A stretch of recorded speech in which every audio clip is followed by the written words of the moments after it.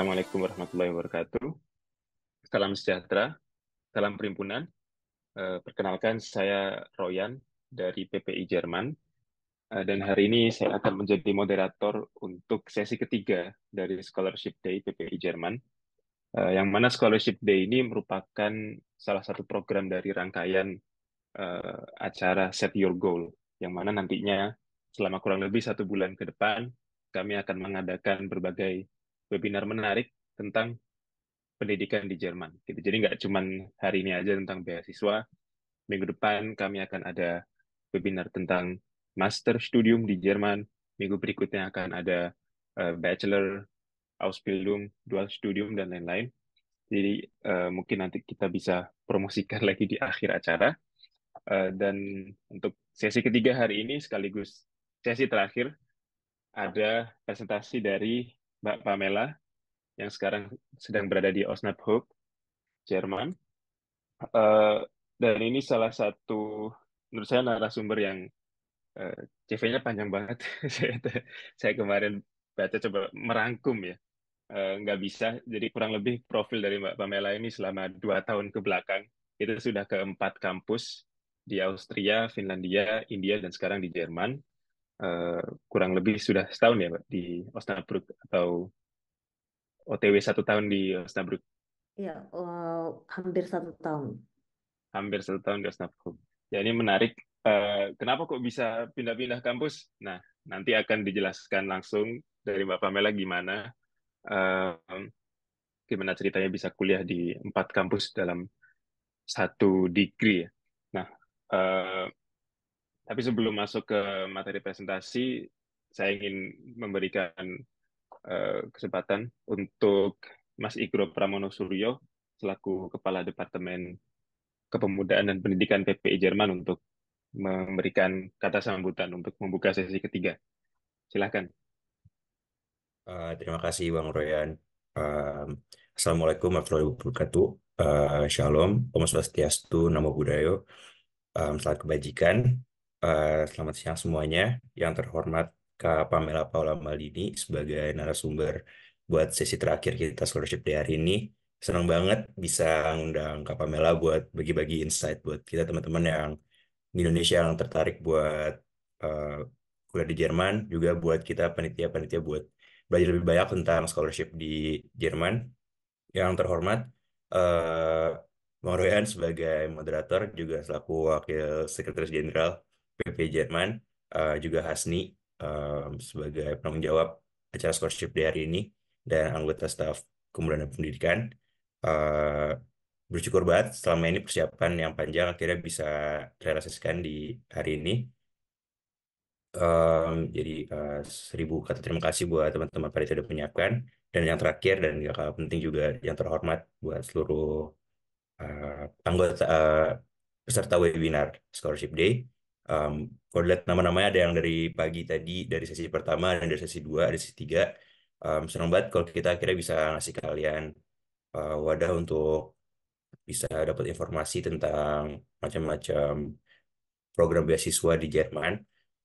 Um, Senang banget juga banyak excitementnya dari kalian juga bisa dilihat dari jumlah pendaftar yang kita dapetin selama proses pendaftaran.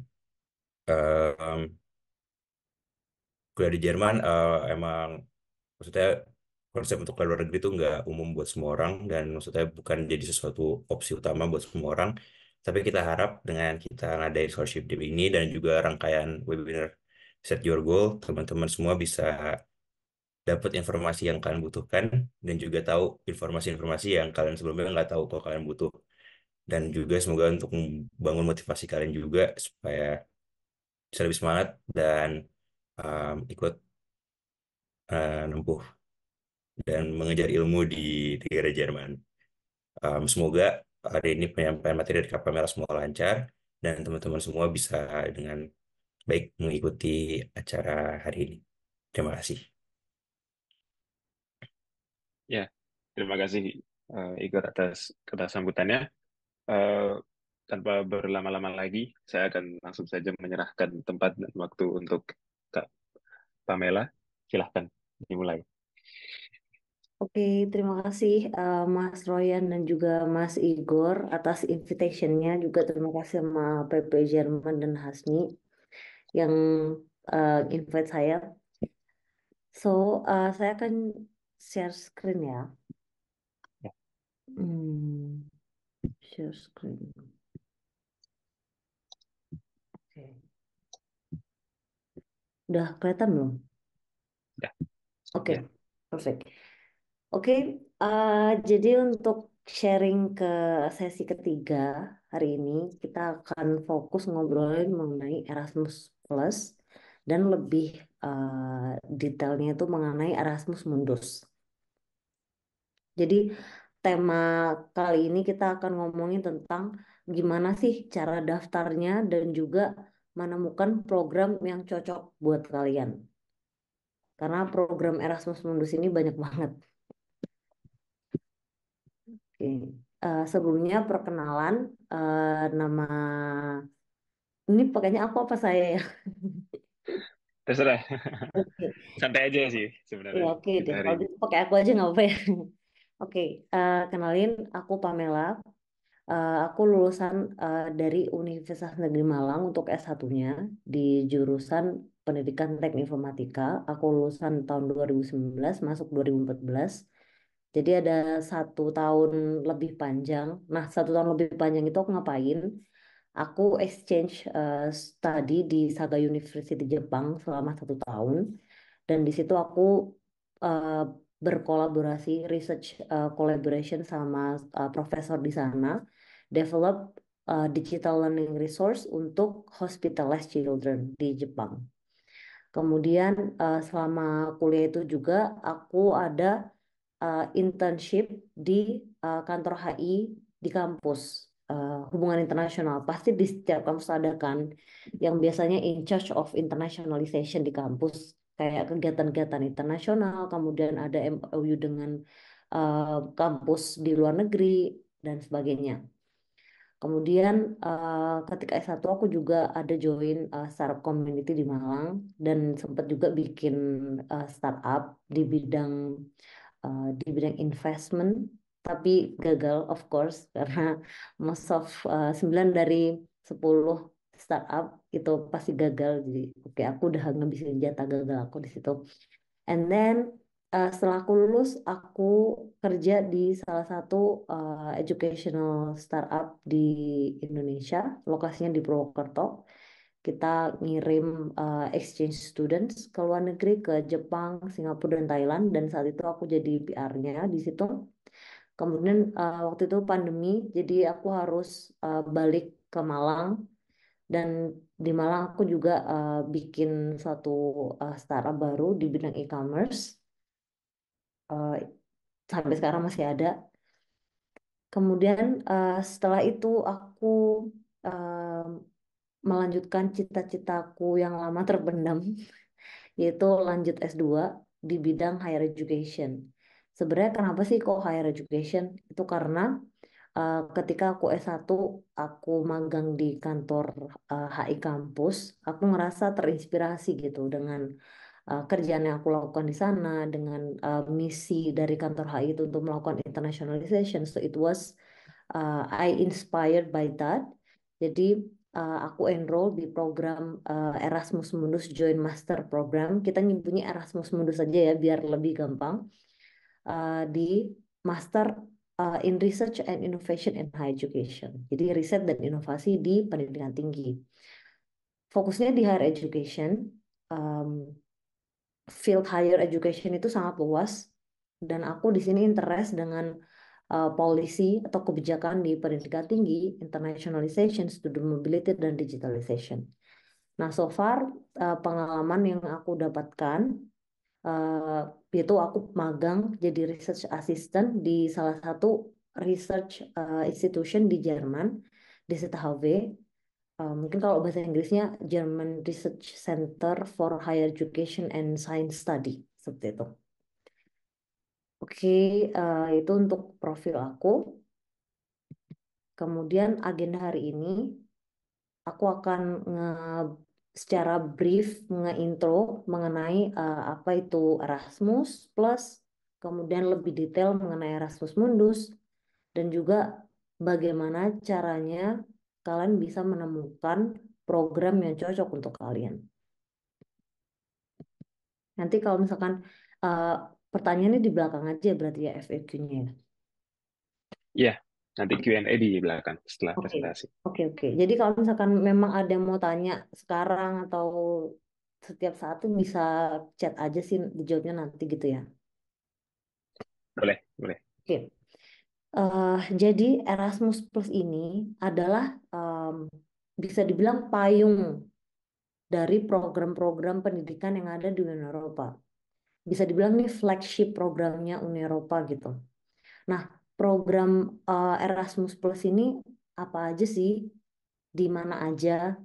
Nah, dia itu memberikan offers mobility and cooperation di bidang di bidang pendidikan, dan mereka ada di area higher education, kemudian ada di vocational education training, school education, adult education, youth and sport. Nah, kali ini kita nggak akan bahas semuanya, tapi kita bahas yang kiranya bisa kalian daftar. Kalau misalkan di sini yang menurut aku bisa didaftar itu di higher education. Karena di yang lain kayak dari vocational education training sampai ke bawah itu rata-rata kita harus sudah stay di Europe, dan some of them kita harus European citizen. So jadi aku lebih fokus ke higher education karena itu bisa jadi salah satu kesempatan buat orang Indonesia untuk datang ke Eropa, ke Jerman gitu. Dan opportunity apa sih yang ada di higher education Erasmus untuk Erasmus Plus ini? Ada studying abroad, exchange study. Kemudian ada magang, ada Erasmus Mundus Joint Master Degrees. Erasmus Mundus ini yang sekarang aku enroll itu S2. Kemudian ada Erasmus Mundus Joint Doctoral. Ini untuk S3, tapi untuk saat ini udah discontinue. Nah, Erasmus yang doktoral ini emang discontinue, tapi ada program baru yang muncul, tapi tidak di bawah Erasmus Plus. Jadi ini sebagai informasi lanjutan aja kalau misalkan dari kalian memang udah ada yang punya S2 kemudian ingin lanjut S3, itu kalian bisa coba cek namanya Marie Sklodowska Curie Action atau Marie Curie, uh, famousnya Marie Curie, itu dia di bawah Horizon Europe. Jadi ini untuk doktoral dan postdoktoral. Jadi Horizon Europe ini adalah em, sebuah agensi yang memang menaungi untuk funding research. Karena untuk doktoral dan postdoktoral itu fokusnya udah ke research, bukan lagi ambil course. Jadi lebih lebih ditekankan ke research, makanya dialihkan ke Horizon Europe seperti itu. Nah, kita tadi udah tahu dikit ya mengenai opportunity apa aja yang ada di higher education untuk Erasmus Plus. Nah, kita akan fokus ngomongin ke Erasmus Mundus Joint Master Degree-nya untuk S2. Oke, sekarang kita masuk ke Erasmus Mundus. Apa sih Erasmus Mundus? Erasmus Mundus seperti yang kita ketahui itu salah satu subprogram dari Erasmus Plus. Oke, yang specifically memprovide scholarship untuk master. Nggak cuma scholarship sih, tapi juga bisa non scholarship juga bisa. Mostly mereka membuat program program master, international master. Nah, main funder dari program ini adalah European Union itu sendiri, yang dihandle oleh EACA. Jadi EACA ini adalah agensi pendidikannya Uni Eropa yang ngurusin funding untuk Erasmus Plus.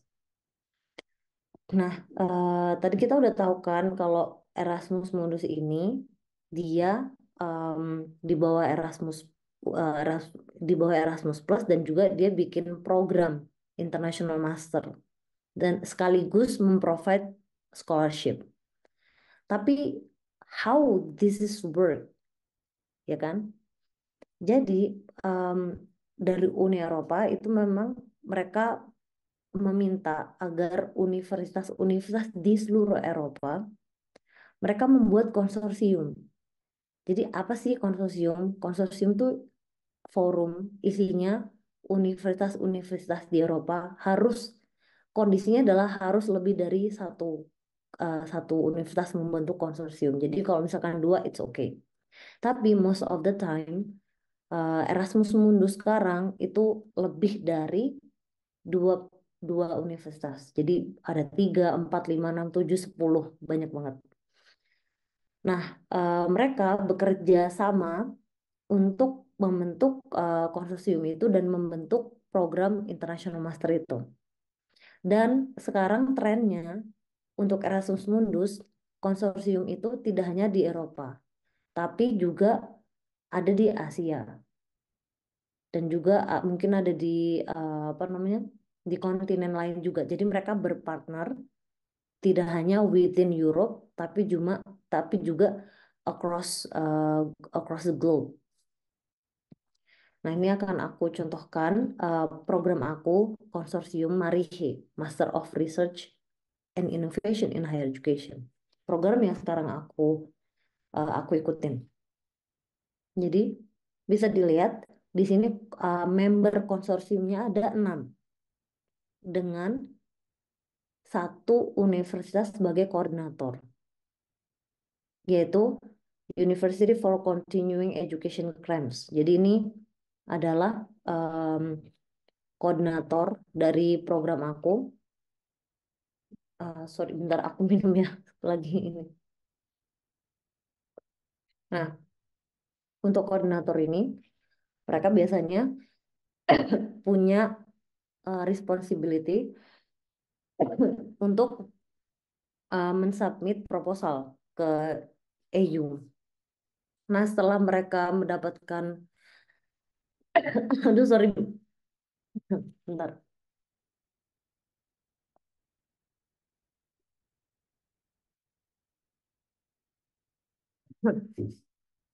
Oke, aku lanjut. Jadi, untuk koordinator ini, biasanya universitas ini yang jadi em, yang responsibel untuk menghandle proposal ke Uni Eropa supaya mereka diberi funding. Tapi this is just for information. You don't need to dig dive about it, just to give some backgrounds. Nah, konsorsium aku ini terdiri dari 6 kampus.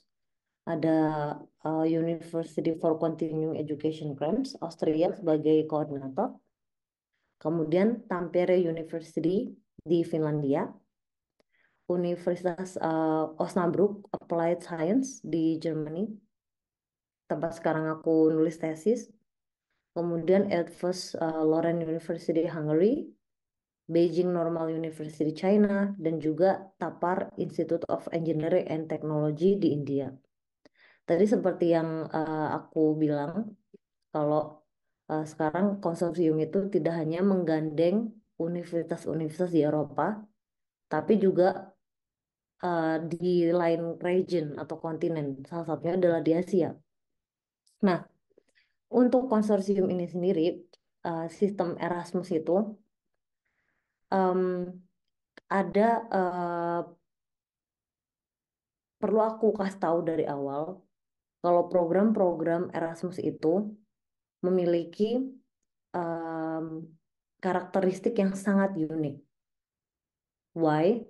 Karena satu program dengan program yang lain itu mereka berjalan berbeda dari skemanya, kemudian dari mobility-nya, dari kurikulumnya itu sangat berbeda. Tapi tetap 2 tahun atau 1,5 tahun itu tetap untuk satu batch-nya. Nah, ini bisa aku kasih perbandingan juga dengan konsorsium lain yang aku juga pernah daftar, tapi waktu itu aku dapet di reserve list, jadi belum berhasil lolos. Tapi aku lolos di Marihe. Ini ada TIC, Transition, Innovation, and Sustainability Environments. Ini salah satu program juga International Master dari Erasmus, yang mana konsorsiumnya ini terdiri dari 4 universitas, di mana kebetulan koordinatornya sama kayak Marihe, yaitu University for Continuing Education Grants. Kemudian member selanjutnya ada Universidade Nova de Lisboa, Portugal, ada Poznan University of Economics and Business Polandia, dan University of College Dublin di Ireland.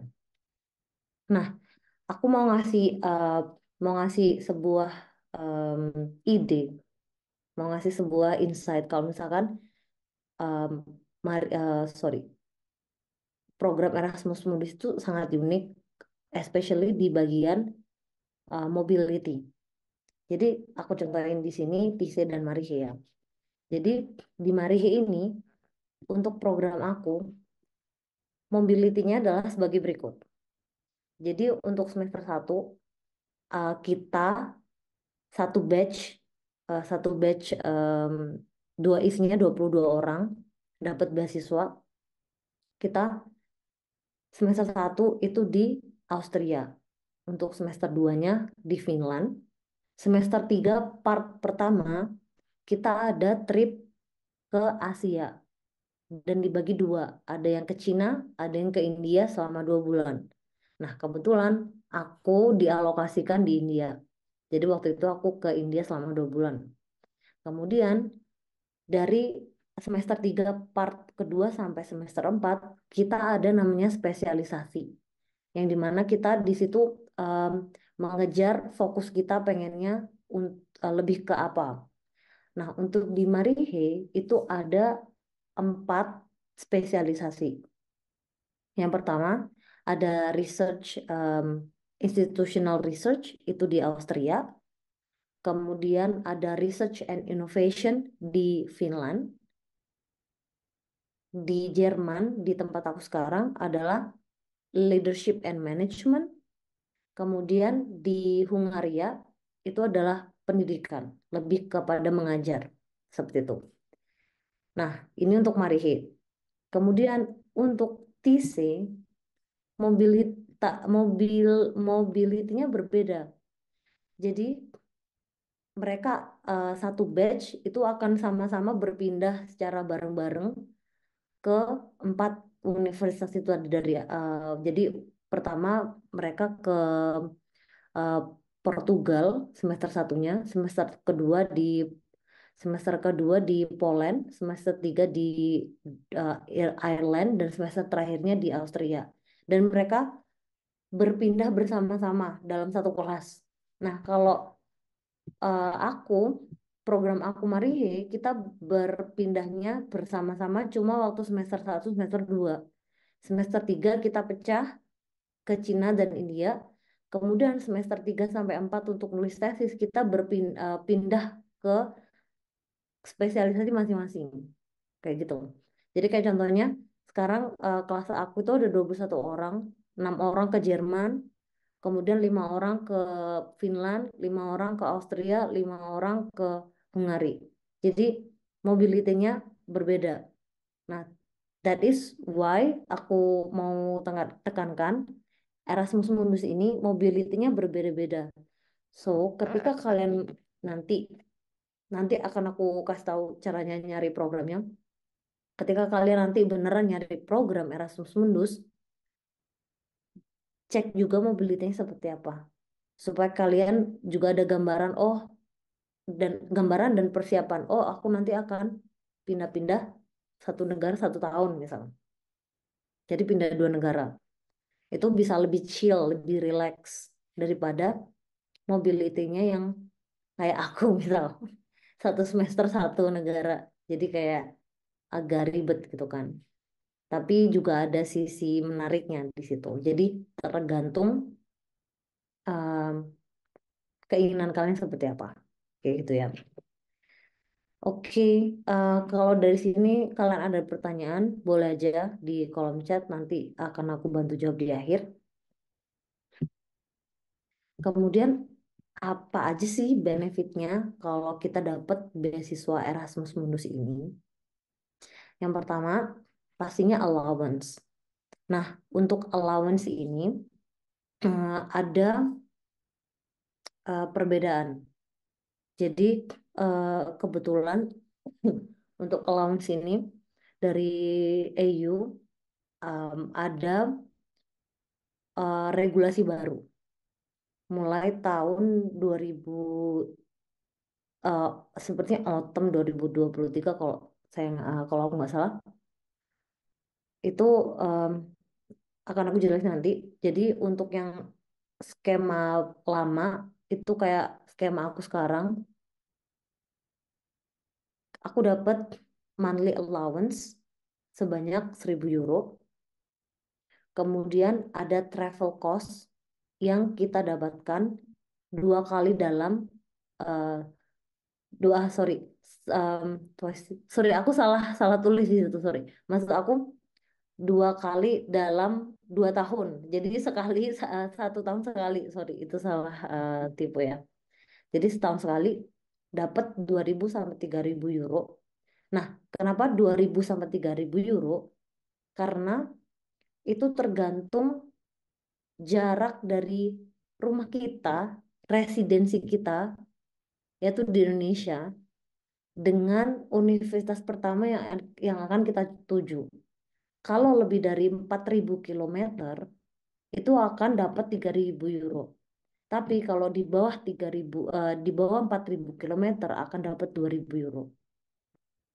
So far, Indonesia itu 10.000 kilo dari Eropa, so it's more than 4.000 kilo, kita dapat 3.000 euro. Kemudian ada installment cost, ini cuma sekali aja di awal dapat 1.000 euro. Ini skema lama. Nah, skema barunya, jadi travel cost dan juga installment cost itu dihapus, cuma hanya diberi monthly allowance yaitu 1.400 euro. Ini asumsi aku aja, mungkin karena di Eropa ini lagi em, apa inflasi, jadi mungkin dinaik dinaikin dikit karena ada inflasi. But this is just my assumption. Dan juga kayak mungkin lebih memudahkan mereka juga dalam pendistribusian fundingnya, nggak yang apa namanya kayak ada yang sekali dalam setahun gitu-gitu sih. Mungkin ini juga asumsiku aja. Kemudian em,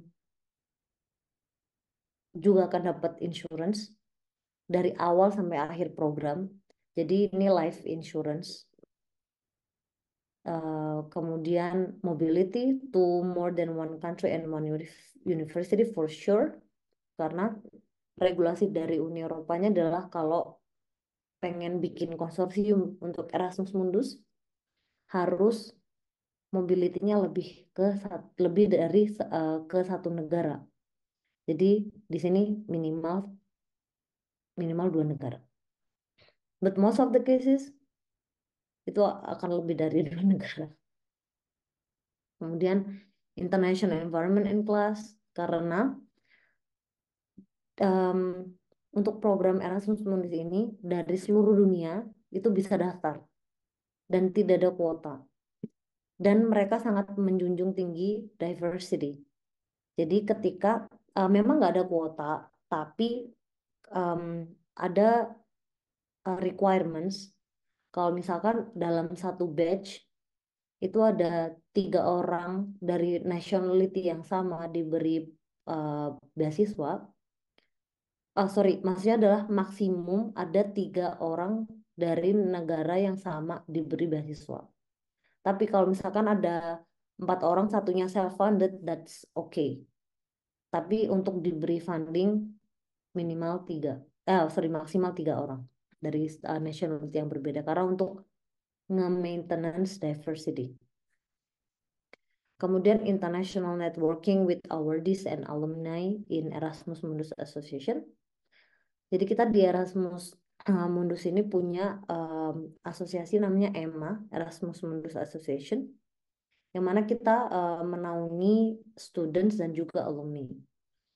Nah, Emma ini cukup aktif di Erasmus sebagai yang naungin student dan alumni.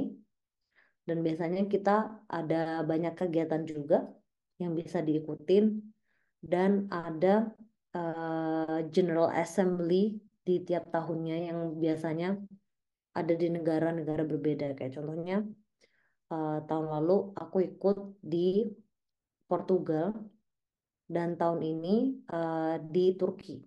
Kemudian 2 tahun yang lalu ada di Denmark, Copenhagen kalau nggak salah. Terus kemudian tahun-tahun sebelumnya juga ada di negara yang berbeda. Jadi it's very interesting and changing every year dan bisa dijadikan wadah untuk bertemu dan bersosialisasi dengan uh, fellow students dan juga alumni dari Erasmus Mundus. Nah, $1 million question. Gimana cara daftar Erasmus Mundus? Dari semua penjelasan aku yang mungkin terkesan agak membingungkan gitu ya. Kayak, oh ini ada ada beasiswa, terus ada universitas, ada konsorsium, terus ada dari Uni Eropa ini gimana nih daftarnya?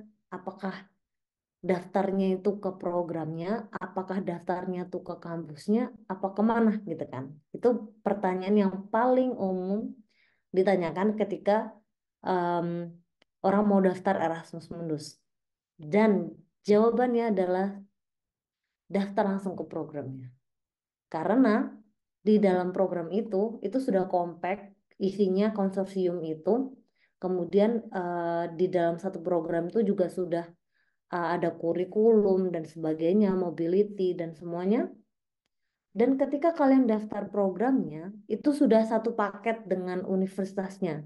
Dan kalian tinggal ngikutin aja flow dari mobility-nya. Makanya tadi ketika aku bilang ketika daftar ke suatu program, dilihat mobility-nya. Karena di situ kalian akan tahu, oh kalau aku mobility-nya ke sini, oh kalau misalkan aku em, lebih pengen ke area ini, berarti aku mobility-nya harus ke sini. Kayak gitu. Contohnya kayak di program aku lebih eh, pengen mendalami leadership dan manajemen di higher education. Jadi aku ambil mobility ke Jerman untuk yang terakhir spesialisasinya. Atau ketika aku pengen mendalami tentang riset dan inovasi, oke berarti aku ke Finland untuk di di apa di semester terakhir kayak gitu. Jadi lah untuk daftarnya langsung ke programnya karena satu program itu udah langsung satu paket sama universitasnya. Kemudian kalian bisa langsung daftar beasiswanya di situ gitu. Nah, ini kita masuk ke pembahasan yang terakhir. Gimana sih caranya nyari program yang sesuai dengan em, minat kita? Ini aku kasih tahu dulu kerangkanya. What is catalog? How we navigate this? Oke? Jadi MJM ini ada katalognya. Katalognya itu URL-nya ada di sini. Nanti di ending aku kasih semua link yang berhubungan sama MJM. Jadi eh, kalau mau daftar Erasmus Mundus, kita harus mulai dari katalognya.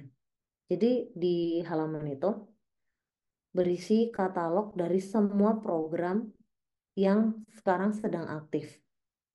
Karena ada beberapa program yang tahun ini tuh tahun ini tahun terakhir atau tahun depan udah nggak ada berarti dia udah nggak ada di website ini. Jadi untuk lihat yang terbaru harus benar-benar ngecek di katalognya dan URL-nya ada di situ.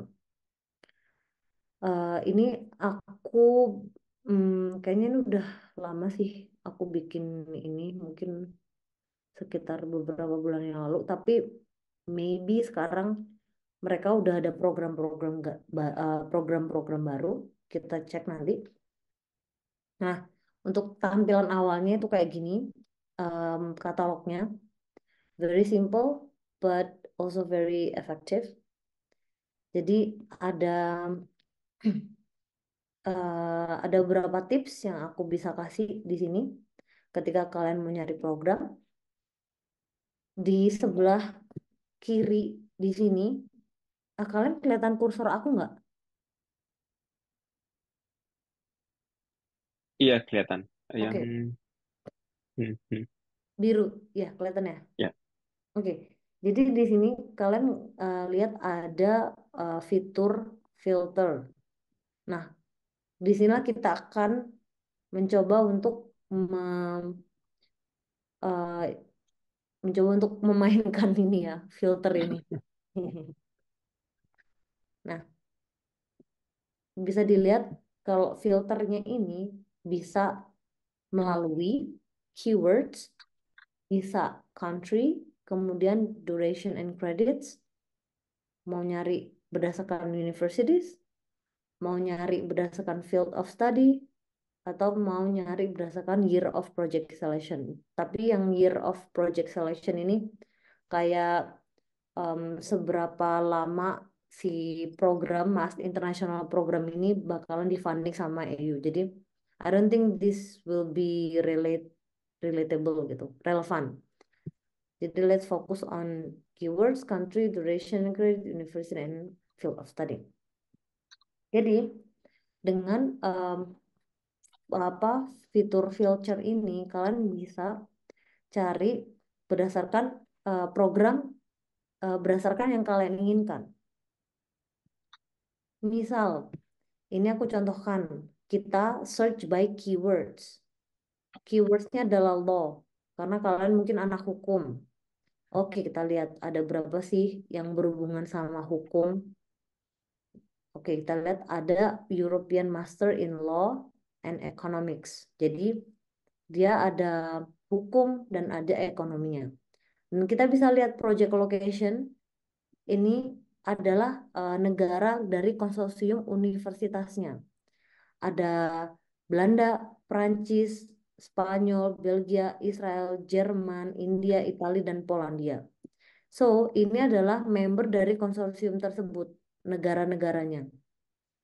Kemudian kita lihat lagi apa aja sih yang di bidang law. Ada Managing Art and Cultural Heritage in Global Markets.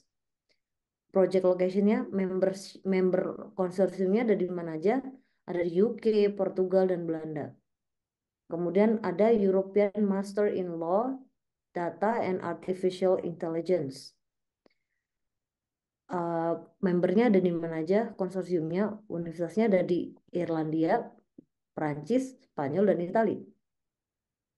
Nah, kalian jangan kaget dulu kalau misalkan lihat ada satu em, satu program yang banyak banget universitasnya. Itu aku takutnya kalian mikir kayak, oh ini berarti kita harus ke semua universitas ini. Oh enggak. Jadi mereka akan bikin track-track yang mana bisa kalian pilih sesuai dengan spesialisasi kalian.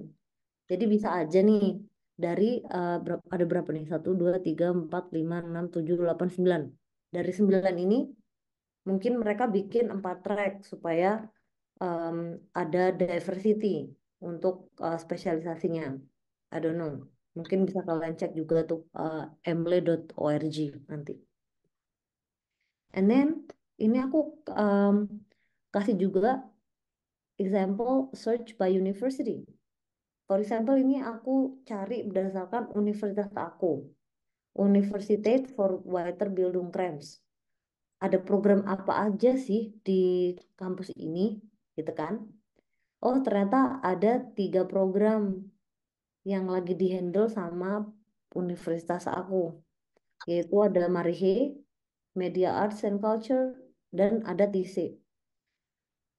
Mungkin kalian, kalau memang kalian pengen ke Jerman dan pengen kuliah mungkin di salah satu kampus yang famous atau populer di Jerman, dan juga pengen sekaligus Erasmus Mundus, bisa juga dicek di katalognya apakah kampus itu lagi terlibat di Erasmus Mundus, itu bisa dicek.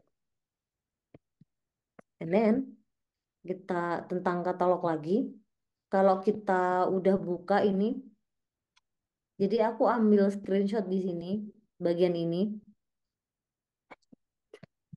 Nah, jadi ini apa aja sih ini body parts dari eh, hasil search kita tadi.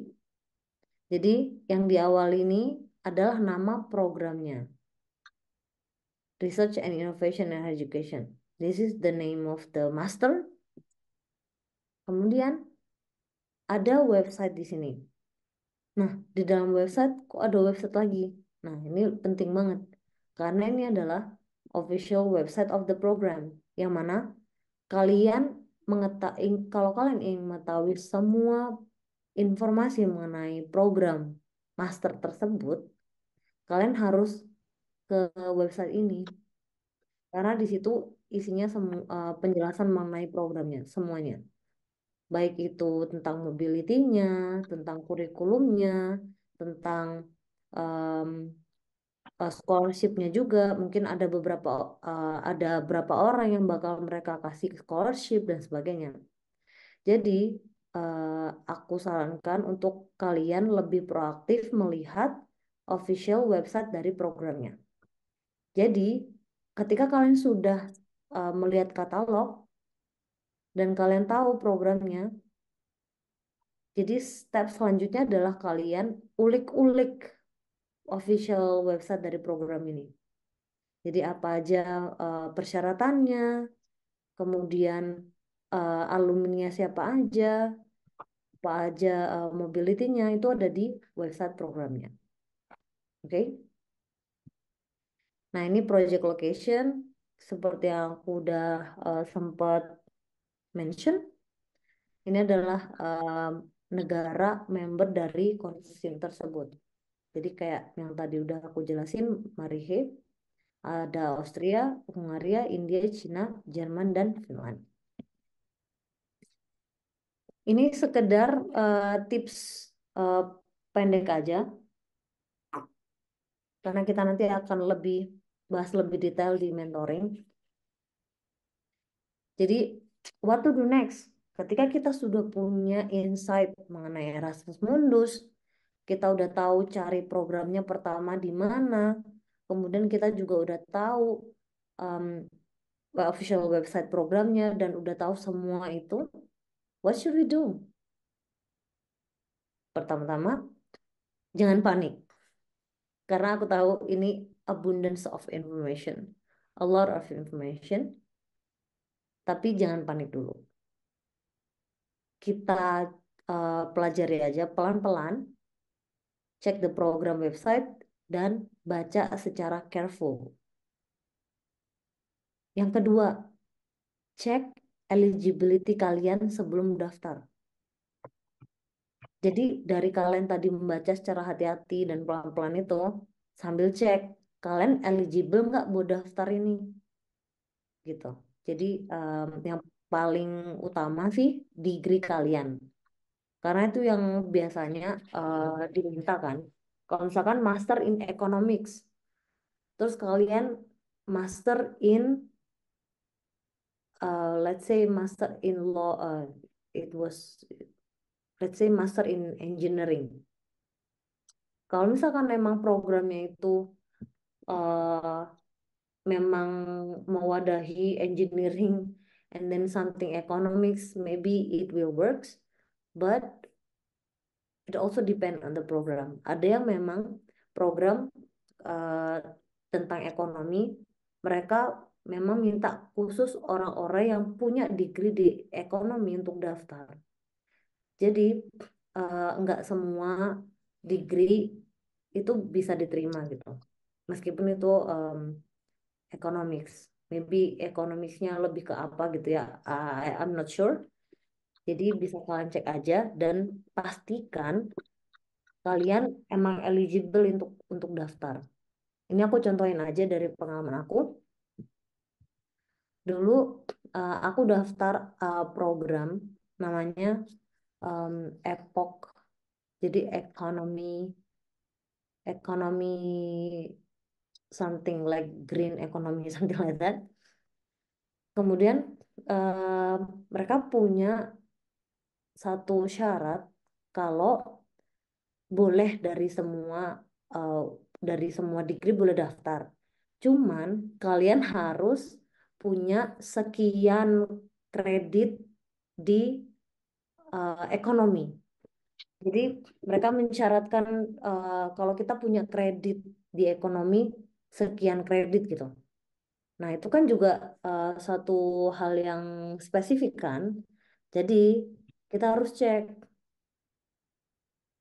Nah, kalau misalkan em, emang sesuai dengan transkrip kalian, oh ya nih aku udah pernah ambil ekonomi sekian kredit, kayaknya bisa. Nah, itu bisa langsung didaftar aja. Tapi kalau misalkan emang kayak ragu-ragu, oke aku pernah ambil ekonomi, tapi ekonominya bener ekonomi ini enggak ya, kayak gitu. You can ask um, di apa eh, kontak emailnya yang tertera di website itu dan tanya aja dan nggak usah takut gimana-gimana karena itu kan cuma nanya aja namanya orang pengen cari peruntungan gitu ya, pengen mengetuk pintu rezeki gitu kan, coba aja. Dulu aku sering banget tanya-tanya ke tim admissionnya whether my degree is suitable for this program. Dan dari beberapa itu, alhamdulillahnya emang cocok gitu untuk degree aku daftar program tersebut. Cuman waktu itu aku awalnya kayak ragu. Jadi daripada dipendam sendiri, mending ditanyain kan. Jadi mungkin di sini ada satu step sebelum step ketiga adalah nggak usah takut untuk bertanya gitu ya. Kemudian kalau memang kalian merasa udah cocok dengan dengan degree yang kalian punya, kemudian syarat-syarat yang mereka mau untuk sebagai prospective student, langsung prepare aja requirements-nya dan lihat deadline-nya. Take note the deadline dan kalau bisa submit before the deadlines karena untuk menghindari apa ya kesalahan teknis. Kan itu kan kita daftarnya most of the program daftarnya di portal gitu. Nah, takutnya portalnya ada error atau apa gitu kan karena banyak yang daftar, banyak yang mengakses. Bisa aja kayak terjadi sesuatu yang tidak diinginkan entah itu down atau gimana. Ya di hari-hari akhir di menit-menit akhir deadline-nya jadi untuk menghindari hal tersebut submit aja sebelum deadline-nya. Dan yang terakhir, be proactive and stay curious. Jadi tadi kalau misalkan memang kalian ragu dengan eligibility kalian dengan degree kalian against the program yang kalian mau, tanya aja ke kontak emailnya dari program tersebut supaya kalian dapat kejelasan langsung dan kalau misalkan memang em, terbukti tidak eligible, kalian bisa langsung move on untuk cari program yang lain yang lebih eligible untuk kalian. Jadi gitu, be proactive and stay curious. Oke, ini aku juga ada beberapa tips untuk kalian yang mendaftar lebih dari satu program. Nah, perlu kalian ketahui juga untuk Erasmus ini, kalian bisa mendaftar lebih dari 3. Jadi, like, kalian bisa mendaftar sebanyak-banyaknya. Tapi itu aturan baru sebelum mulai dari tahun 2022. Sebelum tahun 2022, aturannya adalah ketika kita mau daftar Erasmus Mundus, tidak boleh lebih dari 3. Jadi maksimal 3. Tapi, since 2022, regulasinya diganti, kita bisa daftar lebih dari 3. Alias daftar sebanyak-banyaknya. Boleh. Nah, apa aja sih yang perlu diperhatiin kalau kita daftar lebih dari satu program? Yang pertama, prioritas. Kalian harus bisa prioritasin program mana yang kalian itu lebih ada chance untuk masuk. Dan juga yang lebih interest buat kalian dan yang paling suitable. Yang kedua, keep track all of the deadlines. Jadi kan satu program itu dengan program lain, mereka biasanya punya deadline yang berbeda. Jadi kalian harus keeping track all of the deadline supaya uh, nggak saling nggak saling apa ya nggak saling kejar-kejaran dan juga nggak saling miss gitu. Misalkan satu program itu 20 Juni misal. Kok 20 Juni? Enggak, 20 Desember misal. And then the other program 20 November. Tapi kalian ketukar atau gimana? So that will be very fatal. Jadi kalau bisa kalian keep track all of the deadlines karena tiap program beda deadline. And then setelah kalian udah keep track all the deadline, make list of each program requirements karena tiap program mereka punya requirements yang berbeda-beda. Again, this is very unique. Also, tailor your essay dan letter of motivation to each program you apply. Dan jangan copy paste. Karena tiap program itu unik dan yang diminta tuh juga spesifik. Jadi uh, kalau bisa jangan copy paste. Kalau copy paste kan jadi ketahuan ya.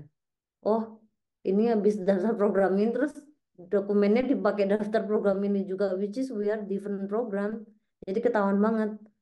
Jadi harus kalian bikin sesuai dengan program yang kalian apply. And then ask for feedback. Jangan again be proaktif, jangan malu untuk tanya feedback, especially letter of motivation dan juga essay, karena itu yang paling um, krusial dan yang bakalan dibaca sama admission committee-nya.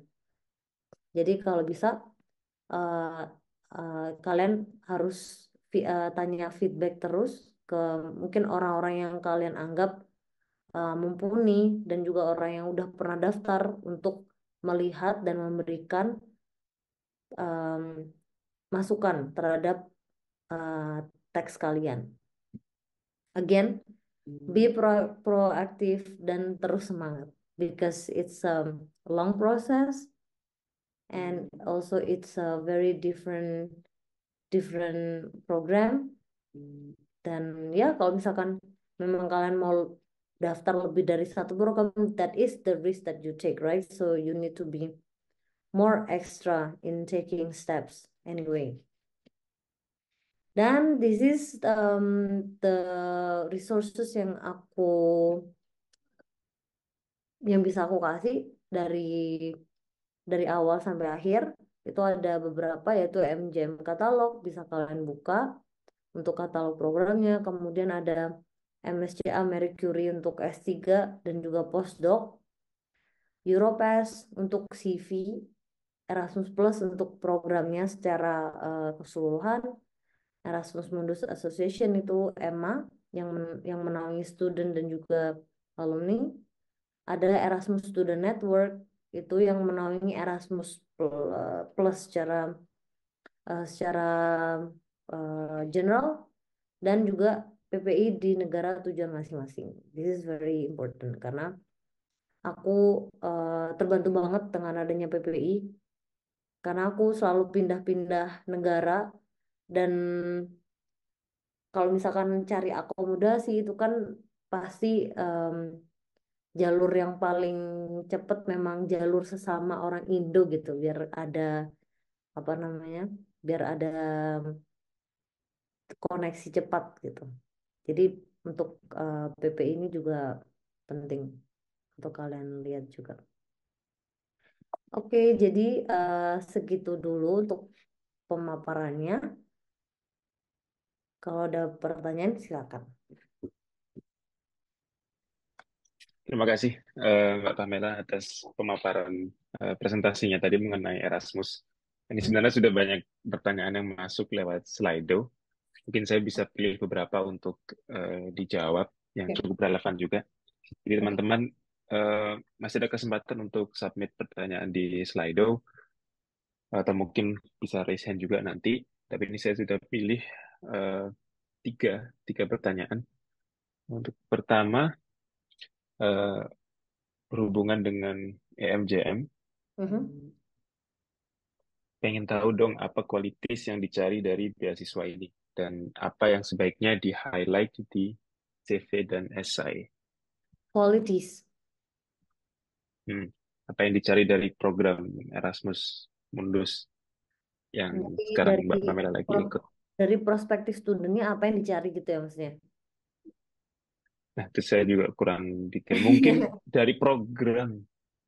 Oh iya ya, mungkin apa yang dicari beasiswa ini ke studennya gitu mungkin ya, Ya, benar sepertinya. ya. Ya. Ah, ah, Erasmus Mundus ini kan dia merit base ya. Jadi dia tuh benar-benar melihat kemampuan akademik kita. Bukan, sorry, bukan akademik, sorry. Maksudnya kemampuan kita. Jadi kan karena ya, memang beasiswanya tuh nggak ada kuota, nggak ada apa, jadi kayak bener-bener ngelihat kemampuan skill dan knowledge kita. So what we need to highlight is that our experience, our academic background, dan juga um, knowledge kita di bidang tersebut. Dan kasih juga sign apa ya sign uh, apa ya highlight tanda juga kayak atau ya ya highlight ya. kayak highlight aja kita tuh memang sangat interest di bidang tersebut. Misalkan di bidang law, ya udah kasih tahu kayak aku sangat interest di bidang ini. I have experience in this field. Apa aja di list, diceritakan. Kemudian academic background juga sangat mumpuni, diceritakan. Jadi itu sih untuk Erasmus Mundus ini. Dia memang merit based, jadi kita harus benar-benar kasih tahu kemampuan kita, skill kita di bidang yang kita daftarin gitu. Ya, jadi mungkin saya harap itu menjawab pertanyaannya tadi. Oh Merit ya, based ya. aku Hmm, tambahin satu lagi. Jadi hmm, untuk hmm, Erasmus Mundus ini mereka nggak mensyaratkan kita udah punya pengalaman kerja, enggak. Jadi hmm, dari pengalaman kita kuliah aja itu udah bisa sih sebenarnya. hmm. Jadi bukan prasyarat wajib ya untuk Ya, mendaftar enggak, ya. enggak. Hmm, hmm. Menarik. Mungkin bisa lanjut ke pertanyaan kedua. Ini apakah beasiswa Erasmus tersedia untuk studi? Oh ini sudah dijawab tadi ya di awal di Marie Curie tadi ya. Ya, Mercury. Nah, betul. Nanti mungkin bisa kita sertakan linknya di kolom chat. Pertanyaan berikutnya langsung lompat lagi. Melihat mobilitas yang tinggi di dua konsorsium tadi, mungkin ya secara general programnya juga, Mhm. apakah akomodasi sudah disediakan oleh program Erasmus? Tidak. Eh, hmm, Wah, ini menarik ini untuk didengar ceritanya gimana ini. Tidak. Jadi em, kalau dari pengalaman aku dan pengalaman beberapa teman aku, orang-orang Indo juga yang ikut Erasmus, most of the time university will help with that. Kayak contohnya sekarang aku lagi tinggal di dormitory kampus, so the university help to find accommodation. Mhm, Tapi mhm, ketika aku di Austria, itu kampus aku memang nggak punya dormitory, jadi aku harus cari sendiri. Jadi private apartment gitu. Cari-carinya juga sama aja sih, nanya-nanya ke anak Erasmus juga yang di Austria.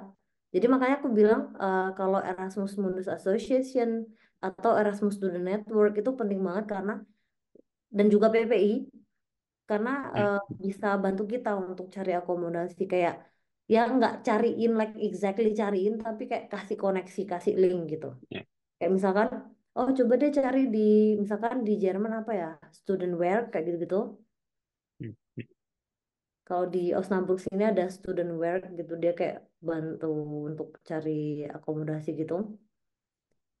Jadi kayak di Finland juga, di Finland itu dia untuk student accommodation tuh sangat em, apa ya bisa dibilang tersentralisasi gitu. Jadi kita langsung daftar di satu portal and then they will help you to find one gitu. Kayak gitu sih. Hmm, Jadi hmm, hmm. caranya untuk dapat akomodasi ya melalui networking, tanya-tanya gitu. Atau kita ditanya ke kampusnya dan tanya ke administrator program itu kayak gimana nih, kita mau cari akomodasi, ada ini enggak, ada apa suggestion. Nah, kalau di Marihe dari awal itu kita udah dikasih list gitu. Jadi dari program memang membantu ini list apartemen yang kiranya oke buat ditempatin karena kakak tingkat kalian semester lalu mereka di sini. Jadi ini bagi mereka ini oke gitu. Jadi kalian bisa daftar di sini kayak gitu-gitu sih. Hmm, hmm. Tapi most of the time they will help. So don't worry. Ya, jadi tadi eh, mungkin sama ya di Jerman dan Osnabrück, sorry, antara pengalaman di Jerman dan di Finland, jadi Hmm. lewat student work atau organisasi pelajar tadi ya. Benar. Oke, ini ada juga pertanyaan yang masuk di Zoom, mungkin saya limpahkan dulu ke yang di sini. Mm-mm. Selamat malam, saya ingin bertanya, setelah lulus kuliah, apakah ada kesempatan untuk bekerja di salah satu negara di Eropa? Lalu apakah wajib untuk kembali ke Indonesia? Aha, pertanyaan sangat menarik karena saya sedang Hmm. ada di fase itu. Jadi untuk Erasmus Mundus ini nggak harus balik ke negaranya. Beda dengan em, beasiswa-beasiswa lainnya kayak contohnya yang pernah saya daftar ya. Ada AAS itu Australian, ya Australia itu harus pulang kan. Terus LPDP juga harus pulang. Terus US juga harus pulang. Tapi kalau Erasmus ini nggak harus pulang. Jadi kalian bisa cari kerja di sini. Kalau pengen cari kerja, Hmm. yang pertama berusaha. Kedua, eh, apa? Again gunakan networking karena itu yang bisa benar-benar ngasih kalian jalan atau batu loncatan gitu. Hmm. Hmm. Hmm. Ya, jadi eh, nggak cuman sekolahnya aja ya, nggak cuma kegiatan akademisnya, tapi juga di luar kegiatan akademisnya Benar, cukup penting benar, juga ya. benar. Itu penting Hmm. banget. Networking itu udah kayak mata uang. Ya, eh, mungkin saya coba lempar lagi ke Slido. Ini eh, mungkin sebenarnya satu pertanyaan, tapi juga include pertanyaan lainnya. Jadi, Oke. apakah ada tuition fee? Lalu kalau memang ada tuition fee, apakah dibayar ke kampus lewat Erasmus atau reimburse sistemnya? Aha. Oke, kalau misalkan Erasmus ini, kalau kita dapat scholarship, oke, in general ada tuition fee. Tapi kalau kita dapat scholarship, we don't need to think about it. It's already automatically dibayar. Tapi kalau kita self funded, kita harus bayar ke konsorsium. Jadi nanti udah ada rate-nya. Kalau program aku kalau nggak salah 6.000 atau 7.000 gitu, dan dibayarkan ke sini sini sini. Udah ada sih itu.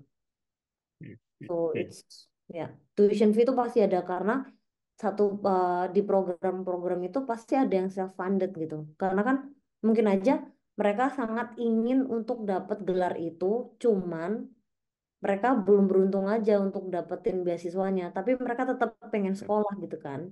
Jadi hmm, ya hmm, udah terpaksa self funded dong, dan kalau self funded harus bayar. Nah, makanya tetap meskipun ini Erasmus tetap mereka ada tuition fee. Tapi kalau kita udah dapet scholarship ya we don't need to think about it. hmm, hmm. Jadi nggak semuanya dapat scholarship ya dalam satu angkatan itu ya. Iya, Yang dalam kalau ya, programnya itu. hmm, hmm. Hmm. Jadi Ah, kayak ada satu satu batch, mungkin hmm, ada hmm, yang em, ini again coba diulik-ulik lagi websitenya masing-masing program. Kayak satu program tuh ada yang ngasih 20 scholarship satu batch. Terus ada juga yang cuma ngasih 15. Terus ada juga yang cuma ngasih 18. Like it's very um, apa diverse, very different one one Hmm, to hmm. each other gitu. Jadi benar-benar harus dicek. Ya, ya, menarik. Karena persepsi saya tadi semua orang yang dalam satu batch itu kebanyakan akan dapat scholarship, ternyata nggak juga ya. Jadi Kebanyakan dapat bervariatif ya. scholarship. Kebanyakan Hmm, akan dapat scholarship. Cuman kan itu tadi ada kuotanya kan. ya, Ada ya. yang 15, 18, 20 kayak itu. Nah, kebetulan di Hmm, tempat aku itu yang dapat beasiswa ada uh, in total satu batch ada 21 orang, yang dapat beasiswa ada 19 orang. Jadi dua orang hmm. doang Oh, yang hampir semua. Hmm, hmm. hampir semua. Menarik. Oke. Eh, Mungkin pertanyaan terakhir ya. Udah banyak banget pertanyaannya, tapi cepet jawabnya. Jadi Hmm. saya pilih pertanyaan terakhir dulu. Eh, ini pertanyaan cukup ringan aja. Jadi dulu Kak Pamela daftar berapa program dan seberapa tinggi kompetisi untuk masuk ke programnya. Tadi kan Oke. udah mention berkali-kali ya, daftar ke Hmm. program apa selainnya Hmm. sekarang. Aku em, daftar Erasmus ini dari tahun 2019. Nyoba banyak banget program. Ada sekitar 6 program, mostly in education. Dan tadi pertanyaan terakhir apa? Sorry, Eh, Persaingannya eh, pertanyaannya. untuk masuk ke program. Hmm. Mhm. Variatif juga. Ada satu program yang dia tuh sangat primadona gitu lah ya di bidang Hmm, education di Erasmus Mundus. Itu saingannya bisa sampai 1.000. And then ada juga program yang di bidang education tapi yang nggak terlalu apa ya? Mungkin karena terlalu spesifik jadi orang-orang juga nggak apa namanya nggak terlalu masuk ke situ. Itu juga persaingannya nggak banyak kayak 200, 300 something like that. Terus aku juga pernah daftar TC yang tadi aku kasih dua perbandingan itu. hmm, hmm, Itu kalau nggak salah 500-an yang daftar. So it depends gitu. hmm, hmm, Dari seberapa famous dan populer program tersebut. Karena semakin panjang program itu, semakin dia populer. Karena EU nggak akan ngasih funding ke program yang kayak cuma yang daftar dikit kan nggak populer gitu kan kayak kurang menarik bagi mereka gitu kan. hmm, hmm, hmm.